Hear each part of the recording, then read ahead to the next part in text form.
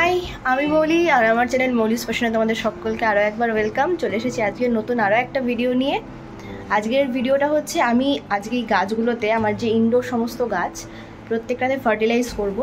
অনেকেই জানতে চেয়েছো তুমি তোমার ইনডোর গাছে কী কী ফার্টিলাইজার দাও না দাও, তো সেটাই আজকে তোমাদেরকে দেখাবো। আমি প্রত্যেকটা গাছে খুব বেশি ফার্টিলাইজিং একদম পছন্দ করি না, তো তাতে আমার গাছগুলো খুব সুন্দর গ্রো করে। তো সেটাই তোমাদের সাথে আজকে শেয়ার করবো যে কী কী খাবার দিই না দিই সেটা। তো ভিডিওটি পুরোটা দেখতে থাকো, ভালো লাগলে অবশ্যই লাইক কমেন্ট শেয়ার করতে ভুলো না। আমার চ্যানেলটিকে কিন্তু সাবস্ক্রাইব করে দিও। তো আমার সমস্ত ইনডোর গাছগুলো এই বারান্দাতেই থাকে, খুব ছোট্ট জায়গা, তো ভেবেছি এগুলোকে প্রত্যেকটাকে ছাদে নিয়ে যাব। তো সেই ভিডিও তোমাদের সাথে শেয়ার করব।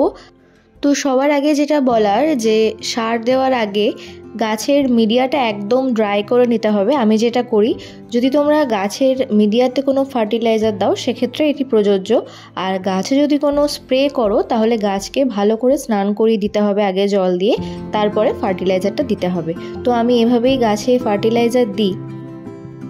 তো চলো ভিডিওটি লাস্ট অবধি দেখতে থাকো। প্রত্যেকটা গাছে একটু ঝিমিয়ে গেছে দেখতে পাবে, এটা প্রোটনটা এটা।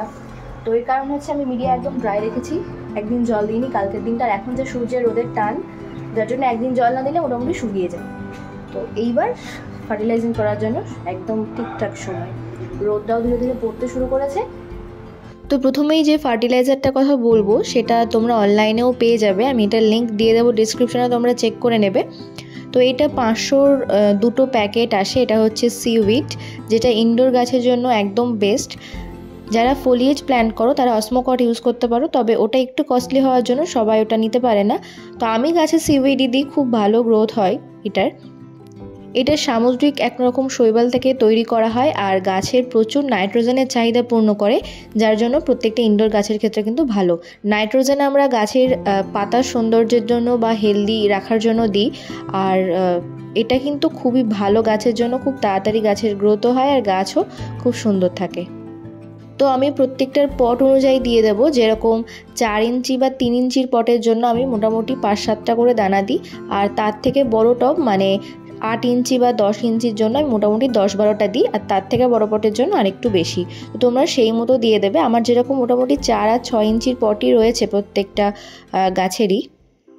এরপরে আমি যেটা দেবো সেটা হচ্ছে ম্যাগনেসিয়াম সালফেট বা এপসাম সল্ট, যেটা গাছের জন্য খুবই ভালো। শুধু এটাই নয়, এর সাথে আরও একটা জিনিস আমি দেব, এটা হচ্ছে এনপিকে, ব্যালেন্স এনপিকে। তোমরা যে কোনো রেশিওর একটা ব্যালেন্স এনপিকে ইউজ করতে পারো। এটাও কিন্তু গাছের পাতার জন্য খুবই ভালো এবং খুবই অল্প পরিমাণে দেবে। যে কোনো সারই খুব বেশি পরিমাণে দেওয়া কিন্তু গাছের পক্ষে ক্ষতিকারক। তো এর সাথেই আমি এপসাম সল্টটাকে মিশিয়ে নেব। এটা আমি মোটামুটি 10 লিটার জলের মধ্যে মেশাবো এবং প্রত্যেকটা গাছে স্প্রে করব। পরিমাণটা তোমরা নিশ্চয়ই দেখে নিয়েছো। তো এই 10 লিটার জলের সাথে এটাকে আমি ভালো করে মিশিয়ে নিয়েছি। এরপর একটা স্প্রে বোতলের মাধ্যমে প্রত্যেকটা গাছে আমি ভালো করে স্প্রে করে দেবো। অবশ্যই সন্ধ্যার সময় এই কাজটা করবে, কারণ সূর্য ওঠার সময় যদি এই কাজটা করা হয় তাহলে পাতা পুড়ে যাওয়ার সম্ভাবনা থাকে রোদ্রের জন্য, আর গরমকালে তো বিশেষ করে এটা করতেই হবে। তো আমি সন্ধ্যার সময় প্রত্যেকটা গাছে সার দিই। যে কোনো সার দেওয়ার আগে গাছের পাতাগুলোকে ভালো করে ধুয়ে দিতে হবে বা স্নান করিয়ে দিতে হবে প্রত্যেকটা গাছকে, এতে করে গাছের ওপর যখন সারটা দেওয়া হবে তখন সেটা ভালো করে স্প্রেড হয়ে যায়। তো আমি প্রত্যেকটা গাছে এভাবে দিয়ে নেব। এবার আসি যে কতদিন অন্তর এই ফার্টিলাইজারটা তোমাদেরকে দিতে হবে। আমি সিউইড যেদিনকে দিই সেদিনকেই এই কাজটা করি। তো আমি মাসে 2 দিন করি, 15 দিন অন্তর অন্তর। যেমন কি দেখতে পাচ্ছ আমার প্রত্যেকটা গাছের গ্রোথ কিন্তু খুব ভালো। আর এখানে যেহেতু গরমটা পড়ছে তাই আমি একটা ব্ল্যাক নেট দিয়ে দিয়েছি, 90% ব্ল্যাক নেট, তাতে করে সূর্যের যে প্রখর তাপটা সেটা গাছগুলো পায় না। তো ইনডোর প্ল্যান্টের ক্ষেত্রে এটা খুবই জরুরি। তোমাদের যাদের ইস্ট ফেসিং ব্যালকনি তারা কিন্তু এরকম ব্ল্যাক নেট ইউজ না করলেও চলবে। আমার যেহেতু ওয়েস্ট ফেসিং তাই দুপুরের কড়া রোদটা পাই বলে আমি ব্ল্যাক নেটটা দিয়েছি। গাছের জন্য সূর্যালোকের অবশ্যই প্রয়োজন রয়েছে, তবে প্রখর যে হিটটা সেটা রোধ করার জন্য তোমরা এটা দিতে পারো। মনস্টেরা অ্যালবো যেরকম রয়েছে সেরকম হোজে বুনো, প্রত্যেকটার পাতার ভেরিগেশনও দেখতে পাচ্ছ কত সুন্দর।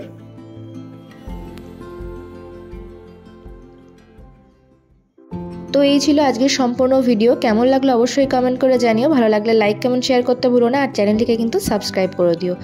তো চলো আজকের মতো এটুকুই, টাটা।